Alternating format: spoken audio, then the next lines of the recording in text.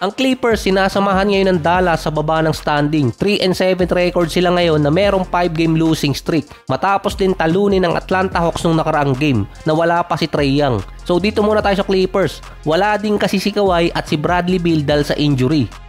Lalo atang lumala si Bradley Beal na malipat sa Clippers. Nagkaroon na naman ng injury. Nung nakarang off-season kasi nagpa-opera siya sa tuhod. Ngayon naman nagkaroon ng hip injury at matagal mawawala sa lineup base dito kay Coach Tyronn Lue. Hindi rin alam kung good or bad sign na wala si Bradley Beal sa lineup. Para kasing mangyayari sa kanya yung kay John Wall dati na hindi naging effective sa Clippers. Ganon ang sitwasyon ngayon ni Bradley Beal. Hindi effective na kasama si James Harden. Siya din ang reason kung bakit pinili ni Beal ang Clippers dahil isa sa mga nag-recruit sa kanya si James Harden. Pero ang problema sa rotation at spacing ng team, nag-i-struggle si Beal bukod sa injury. Si James Harden naman all-star caliber pa rin. Nasa 23 points, 5 rebounds, 9 assists. Kaso, hindi maganda ang start ng Clippers. Hindi tulad nung last season na 5-4 record sila sa first 9 games kahit walang Kawhi. So, hindi pa nakakapaglaro since November 3 si Kawhi. After niyang sabihin maglalaro siya ng back-to-back game sana sa Miami at OKC. Na-injured si Kawhi sa game nila sa Miami Heat. Pero nakapaglaro pa siya ng ilang minuto nun. Multiple games pang mawawala si Kawhi base din kay Coach Tyronn Lue. Pero ito lang yung nabasa ko online sa mga forum na nakita ko lang din. Dahil si Kawhi may issue talaga sa kanyang injury. Kapag hindi naglaro, iisa lang naman ang iisipin ng media at mga fans. Injured na naman siya. Agad din naman kasing sinabi ni Tyronn Lue na merong injury sa paa itong si Kawhi kaya hindi siya makakapaglaro. Pero ang Clippers hindi basta-basta nagsasabi ng report about sa media, patatagalin muna nila ng ilang linggo. Parang nung mga nakarang season lang din na ang tagal sinabi ng Clippers na ang problema pala ni Kawhi na mamaga yung tuhod. Pero nung nakaraang November 3, yung last game so far ni Kawhi, lumabas kasi ang report doon na si Steve Ballmer kinasuhan ng 11 investor dahil na bankrupt ang aspiration sponsorship.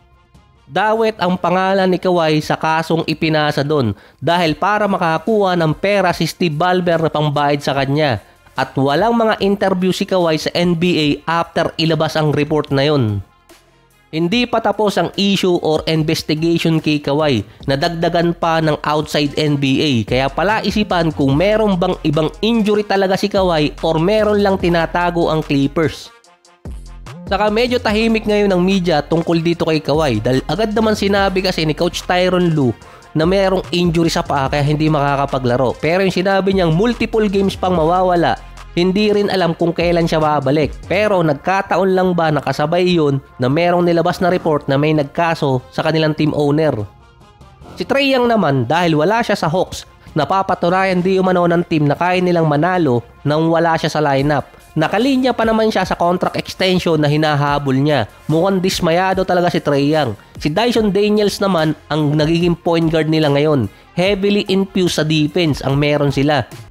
Virtually nag-increase ang stats ngayon ng Hawks. Kapag kasi naglalaro si Trae Young, negative 8 sila sa points differential. Kapag naman wala si Trae Young at si Daniels ang naglalaro bilang point guard, plus 16 sila. Ito yung nilalamang nila sa kalaban. 4-2 record pa ang Hawks nang mawala si Trae Young. Nasa isang buwan kasi siyang hindi makakapaglaro dahil sa MCL injury. Pero sa ibang report, indefinite siyang mawawala.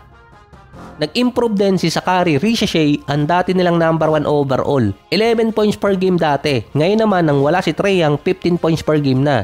Nagsisimula na rin isama si Trae Young sa mga trade rumors dahil wala pa naman binibigay sa kanyang contract extension.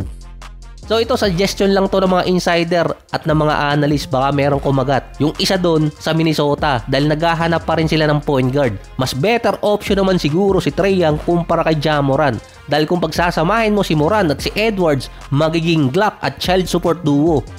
Halos parehas lang din ang kontrata ni Morant at ni Trae Young. Mas kukuha nga lang ng mas maraming kapalit yung Hawks kumpara kay Ja Morant. Mas ideal pa rin na piliin si Trae Young doon. Problemado sa point guard ng Minnesota kahit yung ibang mga teams. Ayaw kasi ni Edwards na maging primary ball handler para sa Minnesota. Kaya naghahanap yung team ng pwedeng ilagay sa number 1 position. Kasama din ng Clippers at Dallas sa ibaba ng standing ang Sacramento or Sacktown na 3-7 record. Base sa mga report, pinag-iisipan na or naghahanda ng mag-rebuild ang Sacramento at ready na silang i-trade ang kanilang tatlong all-star, si LaVine, DeRozan at si Sabonis. Isa sila sa worst offensive at defensive team ng NBA ngayon na meron ding expensive lineup.